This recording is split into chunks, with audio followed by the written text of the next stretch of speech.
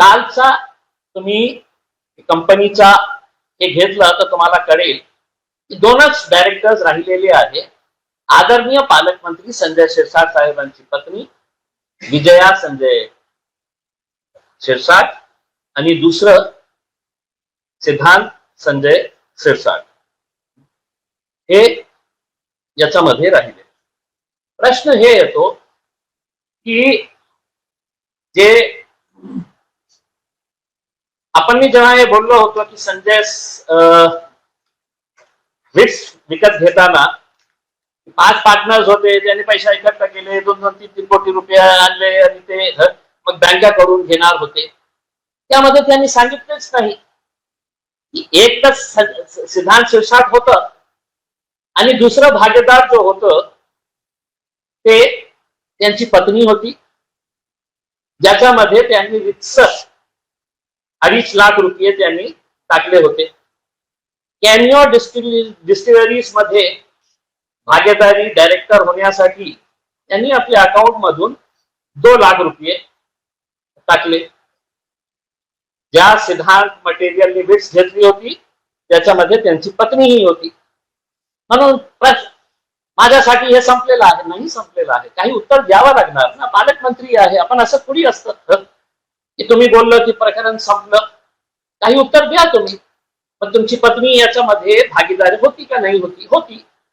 Documents आहेत त्याच्यामध्ये आणि तुम्ही तुमच्या एफिडेव्हिट मध्ये दिलेले आहे. तुमचं जे एफिडेव्हिट आहे त्याच्यामध्ये तुम्ही दिलेले आहे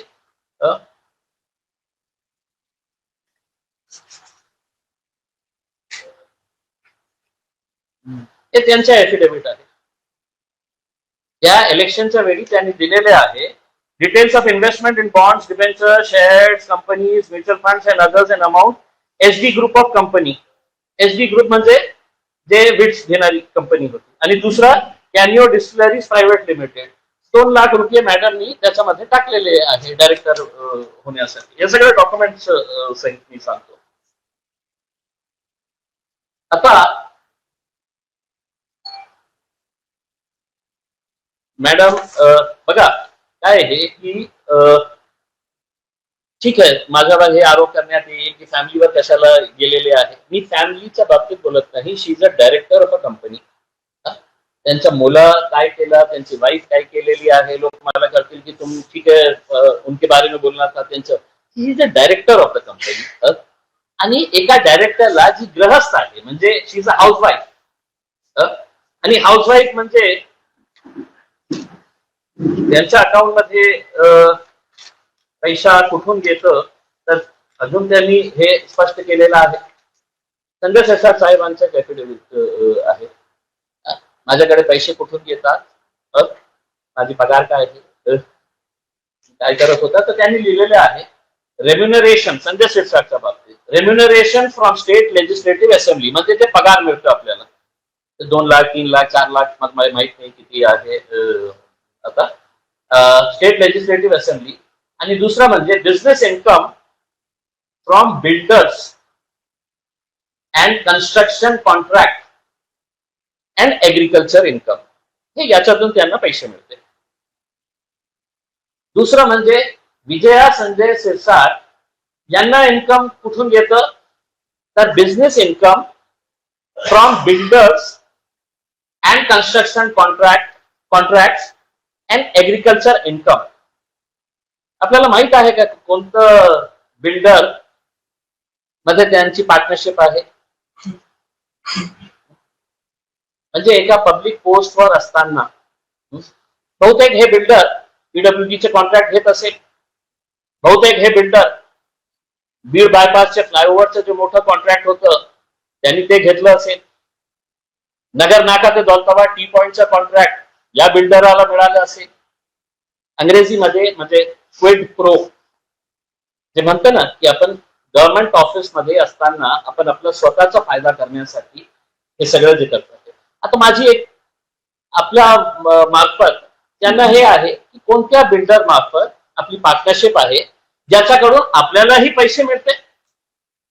गव्हर्नमेंट कॉन्ट्रॅक्ट कोणकोणते घेतात आपण?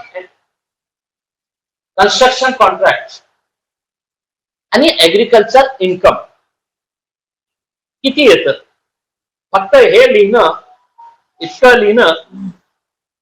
आता मग एका हाऊसवाईफला तिचं जे इन्कम दाखवण्यात आलेली आहे, विजया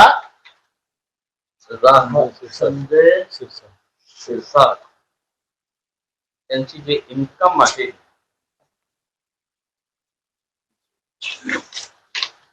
खूप सारे पेपर्स कोणी प्रश्न उपस्थित करू नये, हे महत्वाचे डॉक्युमेंट्स आहेत. आता हे त्यांच्या स्पाऊसच्या संदर्भात, त्यांच्या बायकोच्या संदर्भात त्यांनी ऍफिडेव्हिट जे दिले होते, त्यांची इन्कम जे आहे 2019-20 ला विजया संजय शिरसाटची इन्कम होती 15,25,062 रुपये. 2020 ला ते वाढून झाली 22,32,368.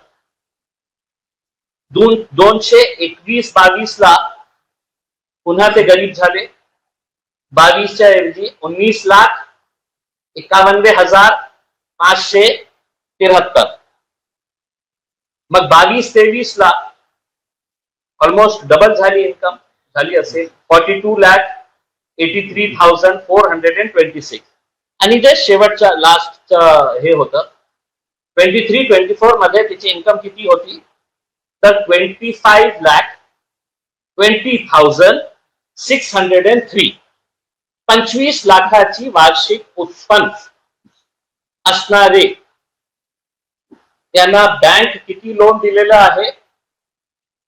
बँकाचा नियम आहे, किती लोन आपल्याला परतफेड करायचं असतं ना, आपण केलं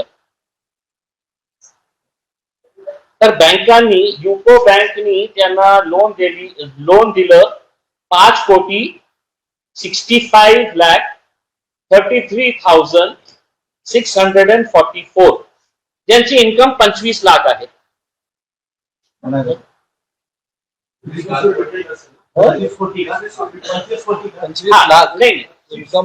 25 लाख इन्कम आहे आणि युको बँकनी त्यांना लोन दिलेली आहे 2 वेळा.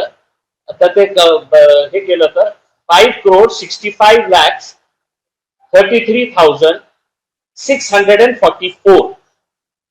म्हणजे काहीतरी आपण गहाण ठेवलं असेल, काहीतरी दिलं असेल, मॉर्टगेज केलं असेल. आणि अनसेक्युअर्ड लोन्स म्हणजे जे मित्रांनी दिलं असेल, काही तुमच्याकडे जे काही असेल तर ते किती आहे? तर 6,91,19,370. म्हणजे हे सगळं सेक्युअर्ड आणि अनसेक्युअर्ड लोन्सला आपण हे ऍड केलं तर मॅडमच्या नावाने किती लोन आहे? तर 12,56,53,013 रुपये. मी आकडे सांगतो, आपण लिहा. 1256,53,013. हे इतकं लोन त्यांच्यावर आहे. आता हे जे एरिया आहे जिथे मी काल जाऊन आलो, दारूच्या फॅक्टरीचा, मला माहित नाही आहे ते, माझ्या माहितीप्रमाणे अल्कोहोल म्हणजे अल्कोहोल, दारूला म्हणतात ऍब्सोल्यूट अल्कोहोल आणि स्पिरिट आणि केमिकल. शाळा उघडली असती तर समजलं असतं समाजासाठी काही चांगलं काम करायचं होतं. एक म्हणतं की दारूचं दुकान आहे, तर मी त्याच्यापेक्षा मोठा आहे ना, तर मी तर फॅक्टरीच उघडणार